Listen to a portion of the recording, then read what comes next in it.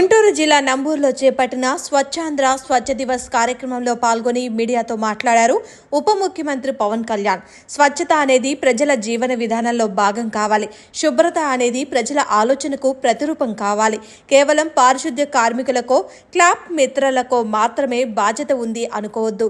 పరిసరాలను శుభ్రంగా ఉంచుకోవడం, స్వచ్ఛతను కాపాడటం అనేది మన అందరి బాధ్యత అని ఉప ముఖ్యమంత్రి పవన్ కళ్యాణ్ అన్నారు. స్వచ్ఛాంధ్ర స్వచ్ఛ దివస్ కార్యక్రమంలో భాగంగా గుంటూరు జిల్లా పెదకాకాని మండలం నంబూరు గ్రామంలో శనివారం నిర్వహించిన స్వచ్ఛతా ఈ కార్యక్రమంలో పవన్ కళ్యాణ్ పాల్గొన్నారు. ఆయనతో పాటు పౌర సరఫరాల శాఖ మంత్రి నాదెండ్ల మనోహర్, పొన్నూరు ఎమ్మెల్యే ధూళిపాల నరేంద్ర పాల్గొన్నారు. పంచాయతీల పరిధిలో చేస్తున్న స్వచ్ఛతా కార్యక్రమాలు, డంపింగ్ యార్డులు, చెత్తను వేరు చేసే కార్యక్రమం వంటి విషయాలను స్వయంగా పంచాయతీ సిబ్బందిని అడిగి తెలుసుకున్నారు.